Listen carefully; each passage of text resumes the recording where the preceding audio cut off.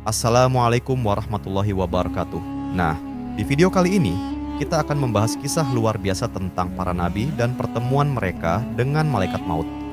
Dari Nabi Ibrahim yang meminta melihat wujud Israel saat mencabut nyawa, hingga Nabi Musa yang menolak kematian dan menampar malaikat maut.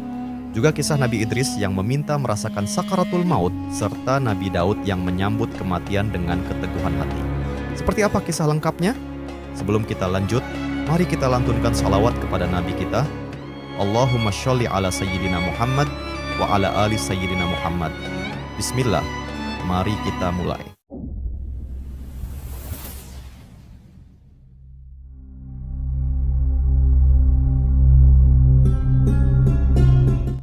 Suatu hari, Nabi Ibrahim alaihissalam merasa penasaran dan bertanya kepada malaikat Israel, "Dapatkah engkau menunjukkan wujudmu saat mencabut nyawa orang-orang yang gemar berbuat dosa?" Israel menatap Nabi Ibrahim dan menjawab singkat, "Engkau tak akan sanggup melihatnya." Namun, Nabi Ibrahim bersikeras, "Aku pasti sanggup," ujarnya dengan penuh keyakinan. Malaikat maut pun mengiyakan, tetapi dengan satu syarat, "Berpalinglah terlebih dahulu dariku," katanya. Nabi Ibrahim menurut. Namun, saat ia kembali menoleh, di hadapannya telah berdiri sosok yang begitu mengerikan. Wajahnya legam dan penuh kengerian, rambutnya berdiri seperti api yang berkobar, tubuhnya mengeluarkan bau busuk yang menusuk, dan ia mengenakan pakaian serba hitam. Dari hidung dan mulutnya menyembur jilatan api yang menyala-nyala. Tak kuasa melihat pemandangan itu, Nabi Ibrahim alaihissalam langsung jatuh pingsan. Ketika beliau siuman, dengan tubuh masih gemetar, ia berkata kepada malaikat Israel, "Wahai malaikat maut, jika para pendosa itu hanya melihat wajahmu saat kematian mereka, niscaya itu saja sudah cukup menjadi azab yang luar biasa bagi mereka." Di lain kesempatan, sebagaimana diriwayatkan oleh Ikrimah dari Ibnu Abbas, Nabi Ibrahim alaihissalam kembali mengajukan permintaan kepada malaikat maut. Kali ini, beliau ingin melihat rupa Israel saat mencabut nyawa orang-orang beriman. Malaikat maut pun mengajukan syarat yang sama seperti sebelumnya, "Berpalinglah dariku." Nabi Ibrahim menurut, dan ketika beliau kembali menoleh, di hadapannya telah berdiri seorang pemuda tampan dengan wajah berseri-seri, penuh cahaya. Pakaian indah membalut tubuhnya, dan dari dirinya memancar aroma wangi yang menenangkan. Melihat keindahan yang luar biasa itu, Nabi Ibrahim tersenyum dan berkata, "Seandainya orang beriman hanya melihat rupamu saat kematian mereka, niscaya itu saja sudah cukup menjadi imbalan atas amal baik yang mereka lakukan." Dikisahkan, suatu hari, Nabi Ibrahim alaihissalam tengah duduk di teras rumahnya, menikmati ketenangan sore. Tiba-tiba, seorang lelaki tua datang dengan wajah lusuh dan tubuh ringkih, bersandar pada tongkatnya. Tatapan matanya tampak lelah, seolah menanggung beban berat. Tanpa ragu, Nabi Ibrahim mempersilakan lelaki tua itu masuk ke dalam rumahnya. Dengan penuh keramahan, beliau menjamunya dengan hidangan yang lezat. Namun, saat tamunya hendak menyantap makanan, tangannya gemetar, dan makanan itu berjatuhan dari genggamannya. Nabi Ibrahim terkejut dan bertanya, "Apa yang terjadi padamu, wahai orang tua?" Lelaki itu menjawab dengan suara lemah, "Usiaku sudah 201 tahun." Jawaban itu membuat Nabi Ibrahim heran, sebab usianya sendiri saat itu baru menginjak 200 tahun. Bagaimana mungkin lelaki itu lebih tua darinya? Setahun kemudian, lelaki tua itu kembali datang. Namun, kali ini penampilannya jauh berbeda.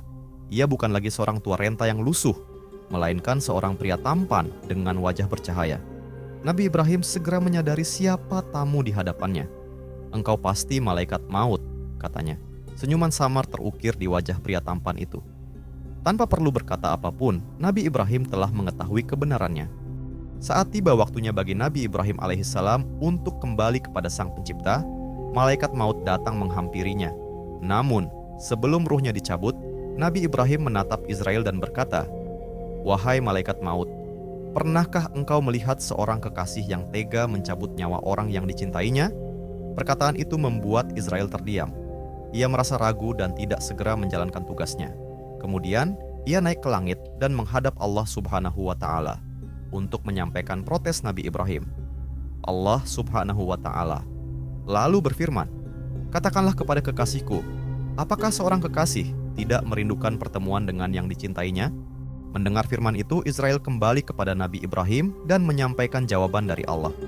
Nabi Ibrahim tersenyum tenang dan berkata kepada dirinya sendiri, "Tenanglah wahai jiwaku, saatnya telah tiba." Tak lama setelah itu, malaikat maut pun mencabut ruh Nabi Ibrahim alaihissalam. Diriwayatkan bahwa setelah ruh Nabi Ibrahim dicabut, Allah Subhanahu wa Ta'ala bertanya kepadanya, "Wahai kekasihku, bagaimana engkau merasakan kematian?" Nabi Ibrahim menjawab dengan suara lirih, seperti sebuah pengait tajam yang dimasukkan ke dalam gumpalan bulu basah, lalu ditarik dengan kuat. Allah berfirman, "Ketahuilah, itu sudah kami ringankan untukmu."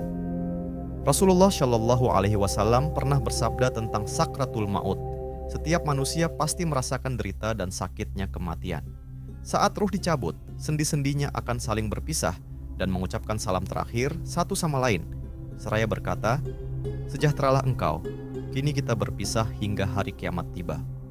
Ketika Rasulullah Shallallahu Alaihi Wasallam terbaring dalam keadaan lemah menjelang wafatnya, malaikat Jibril datang kepadanya dan berkata, "Wahai Rasulullah, malaikat maut kini berada di depan pintu. Ia meminta izin untuk menemuimu, sesuatu yang belum pernah ia lakukan kepada siapapun sebelumnya." Rasulullah Shallallahu Alaihi Wasallam pun mengizinkan Israel masuk. Setelah memberi salam, malaikat maut berkata, "Assalamualaikum, wahai Rasulullah. Allah mengutusku untuk memberikan pilihan kepadamu. Apakah engkau ingin tetap tinggal di dunia, ataukah engkau ingin bertemu dengan Allah di akhirat?" Tanpa ragu, Rasulullah memilih perjumpaan dengan Tuhannya. Jika Nabi Ibrahim masih sempat berdialog dengan Allah dan malaikat maut, Nabi Musa memiliki reaksi yang lebih mengejutkan. Ketika Israel datang kepadanya dan meminta izin untuk mencabut nyawanya, Nabi Musa tidak menerimanya begitu saja. Dengan kekuatan luar biasa yang dimilikinya, ia menampar malaikat maut dengan keras hingga rusak salah satu matanya. Israel pun kembali menghadap Allah Subhanahu wa Ta'ala untuk mengadukan kejadian itu. Dalam sebuah hadis yang diriwayatkan oleh Bukhari, Abu Hurairah radhiyallahu anhu menceritakan kisah luar biasa antara Nabi Musa alaihissalam dan malaikat maut. Suatu hari, malaikat maut diutus oleh Allah Subhanahu wa Ta'ala untuk mencabut nyawa Nabi Musa. Ketika ia datang menyampaikan tugasnya, Nabi Musa terkejut dan langsung menampar malaikat maut dengan begitu kuat hingga merusak salah satu matanya. Malaikat maut pun kembali menghadap Allah dan berkata, "Ya Rabb, Engkau telah mengutusku kepada seorang hamba yang menolak kematian." Allah Subhanahu wa Ta'ala kemudian mengembalikan mata malaikat maut yang rusak dan berfirman, "Kembalilah kepada Musa. Katakan kepadanya agar ia meletakkan tangannya di punggung seekor sapi jantan. Jumlah bulu yang tertutupi oleh tangannya itulah sisa umurnya, 1 bulu 1 tahun." Ketika malaikat maut menyampaikan hal itu kepada Nabi Musa, ia bertanya, "Ya Rabbi, setelah itu apa?" Malaikat maut menjawab, "Setelah itu adalah kematian." Mendengar jawaban tersebut, Nabi Musa pun berkata dengan penuh ketundukan, "Jika demikian, aku pasrah sekarang." Namun, sebelum ruhnya dicabut, Nabi Musa memohon kepada Allah Subhanahu wa Ta'ala, "Ya Rabb, izinkanlah aku untuk wafat di dekat tanah suci, sejauh lemparan batu." Suatu ketika, malaikat Israel datang untuk mencabut nyawa Nabi Daud alaihissalam. Namun, ia tidak datang dalam wujudnya yang biasa, melainkan menyamar sebagai seorang lelaki yang menyelinap masuk ke dalam kerajaan Raja Daud. Saat lelaki itu tiba di hadapannya, Nabi Daud menatap tajam dan bertanya, "Siapa engkau?" Lelaki itu dengan tegas menjawab, "Aku adalah yang tidak pernah takut kepada para raja dan tidak ada yang bisa menghalangi diriku." Segera Nabi Daud menyadari siapa yang sedang berbicara kepadanya. "Demi Allah, engkau adalah malaikat maut," serunya. "Selamat datang, wahai malaikat maut, untuk melaksanakan perintah Allah." Meskipun ia tampak segar bugar, Nabi Daud dengan penuh ketundukan dan kesiapan berjalan menuju tempat di mana ruhnya akan dicabut. Malaikat Israel bukanlah sosok yang asing bagi para nabi. Bahkan Nabi Idris alaihissalam pun pernah memiliki pengalaman unik bersama malaikat maut. Suatu ketika, Nabi Idris yang masih hidup di dunia meminta kepada Israel untuk mencabut nyawanya, meskipun saat itu belum ada perintah dari Allah. Israel yang dikenal dekat dengan para nabi memenuhi permintaan tersebut. Namun, setelah sejenak ruh Nabi Idris dicabut, ia kemudian dihidupkan kembali. Pada suatu hari, Nabi Idris alaihissalam duduk di sebuah tempat yang sunyi, jauh dari keramaian manusia. Dalam keheningan itu, dengan mata terpejam, bibirnya terus bergerak-gerak mengagungkan nama Allah, Sang Pencipta alam semesta, beserta segala isinya. Tiba-tiba, seorang malaikat datang dengan membawa salam. "Salam sejahtera wahai Nabi Allah Idris, aku malaikat Israel." Nabi Idris membalas salam tersebut dengan penuh ketenangan dan kemudian langsung mengajukan sebuah pertanyaan. "Wahai Israel, apakah kedatanganmu kali ini untuk mencabut nyawa, ataukah hanya sekadar berziarah?" Israel menjawab dengan lembut, "Aku datang untuk berziarah dengan izin Allah." Malaikat itu pun mendekat kepada Nabi Idris yang masih duduk dengan mata terpejam, terus berzikir kepada Allah. Begitulah keadaan para nabi, selalu mengingat Allah dalam setiap detik kehidupannya, bahkan saat dalam ketenangan. Setelah beberapa saat, mata Nabi Idris terbuka dan ia pun mulai berubah posisi duduknya. Ia mengajak malaikat Israel untuk berjalan-jalan mengelilingi kediamannya. "Wahai malaikat Israel, aku memiliki suatu kepentingan yang ingin kutuangkan padamu. Apakah engkau bersedia membantuku?" tanya Nabi Idris. Israel penasaran dan bertanya, "Apa kepentinganmu itu?" Nabi Idris menjawab, "Kepentinganku adalah supaya engkau mencabut nyawaku, kemudian Allah menghidupkanku kembali, agar aku dapat beribadah kepadanya setelah merasakan sakaratul maut." Mendengar permintaan yang tidak biasa itu, malaikat Israel terkejut.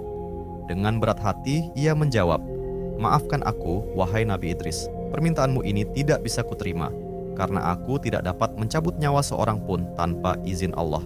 Namun, tidak lama setelah itu, Allah Subhanahu wa Ta'ala memberikan wahyu kepada malaikat Israel untuk mencabut nyawa Nabi Idris. Dan dengan izinnya, malaikat Israel pun melaksanakan perintah tersebut. Ketika Nabi Idris wafat, Israel menangis atas kepergiannya dan memohon kepada Allah agar menghidupkan kembali Nabi Idris. Allah pun mengabulkan doa malaikat maut dan Nabi Idris kembali hidup. Setelah ia dihidupkan kembali, malaikat Israel bertanya dengan penuh rasa ingin tahu, "Wahai saudaraku, bagaimana rasanya sakaratul maut?"